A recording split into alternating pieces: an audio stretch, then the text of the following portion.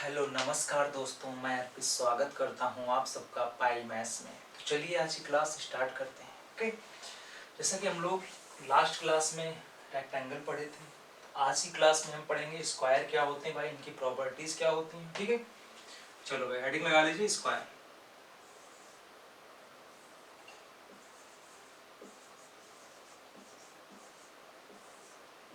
हिंदी में इसको वर्ग बोलते हैं।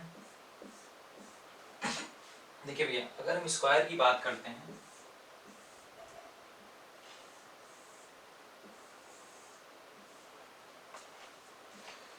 ए बी सी, कोई अगर स्क्वायर है ए बी सी डी, अगर कोई स्क्वायर है देन क्या होगा, ऑल साइड्स आर इक्वल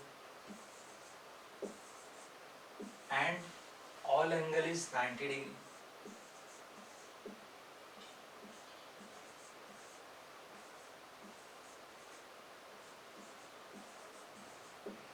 ठीक है, तो अगर इसकी डेफिनेशन आपको लिखनी है तो आप लिख लीजिए I square is a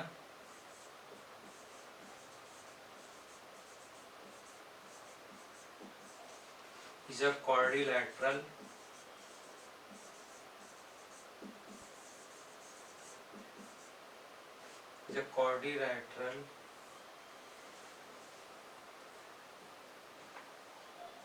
and all sides are equal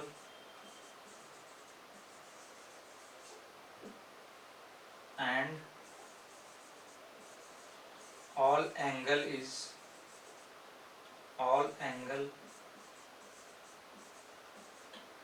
are right angle।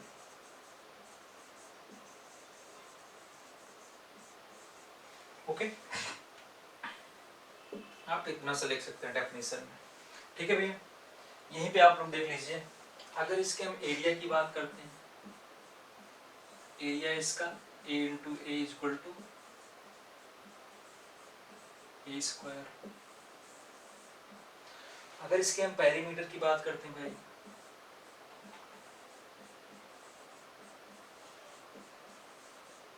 Four ए। ठीक है, आप इतना सा नोट डाउन कर लो। हो गया, चलो भैया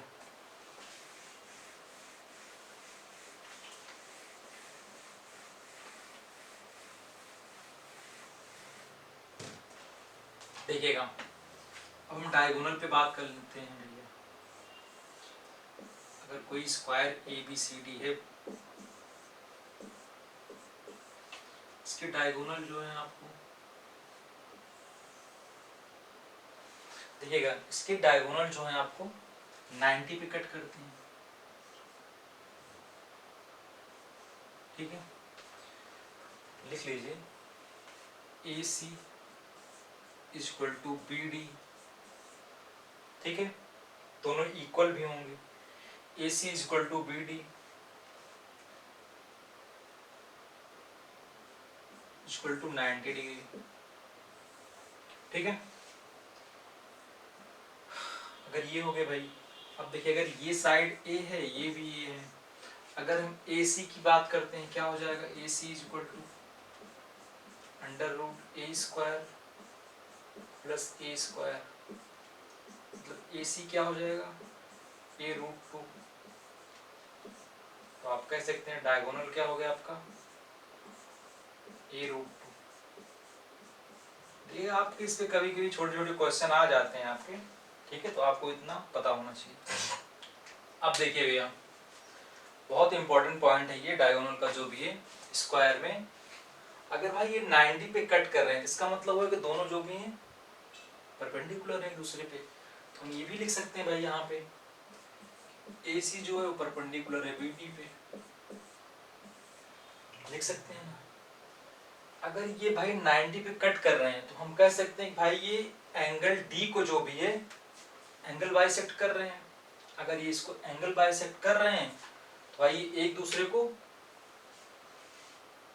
बाइसेक्ट भी करेंगे वन पॉइंट पे। अगर ये एक दूसरे को बाइसेक्ट कर रहे हैं वन पॉइंट पे, तो ये स्क्वायर को दो इक्वल पार्ट में डिवाइड करेंगे। ठीक है, हो गया ये। यहाँ देख लीजिए आप, अगर ये स्क्वायर को दो इक्वल पार्ट में डिवाइड कर रहे हैं,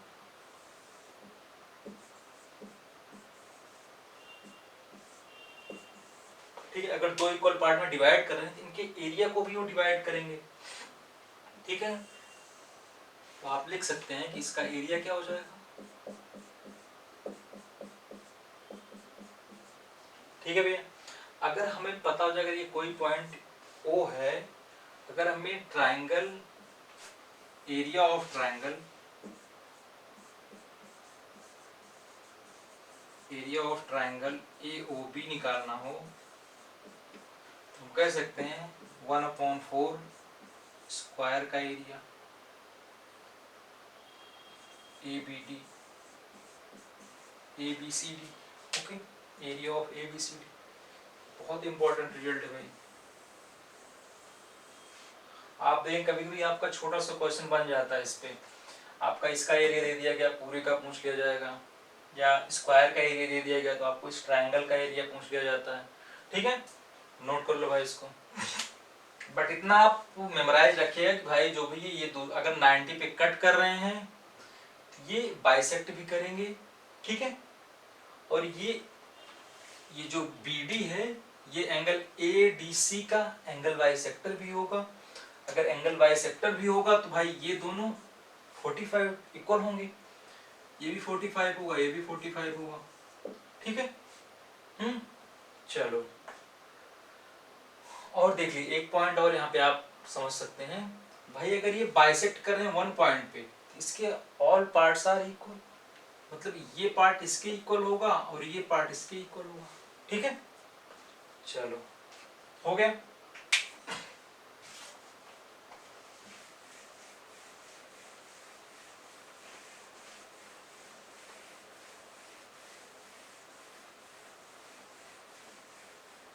एक पॉइंट देख लीजिए, अगर भाई हम स्क्वायर के सभी मिड पॉइंट को मिलाते हैं तो क्या बनता है, कौन सी फिगर बनती है। अगर स्क्वायर है भाई, इसके हम चारों मिड पॉइंट को अगर मिलाते हैं एक दूसरे से, देन क्या बनेगा,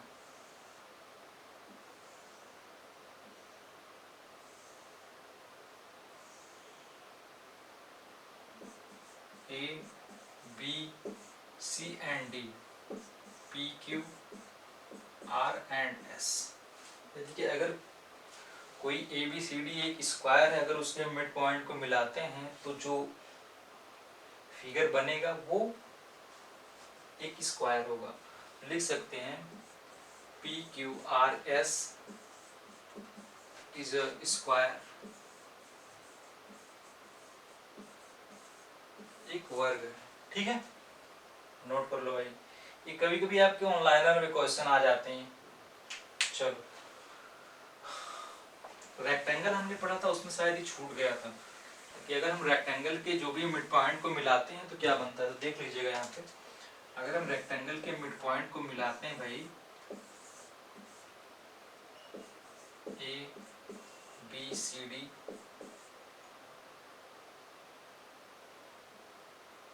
वैसे तो अभी हमने रोम्बस पढ़ा नहीं है हम लोगों ने, बट देख लीजिए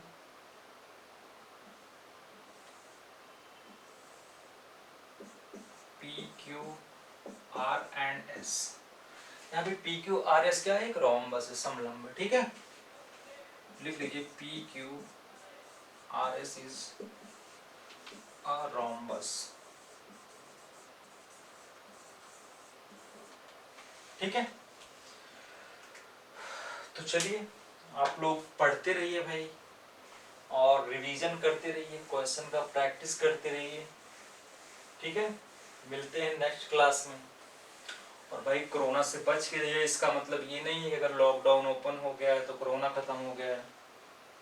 कोरोना है अभी, गोलगप्पे कम खाएं बाहर जाके, अपने घर में रहें, घर में ही ला के खाएं, ठीक है, क्योंकि ये उससे भी घातक है डेल्टा प्लस। तो अपने घर में रहें और सुरक्षित रहें। चलो।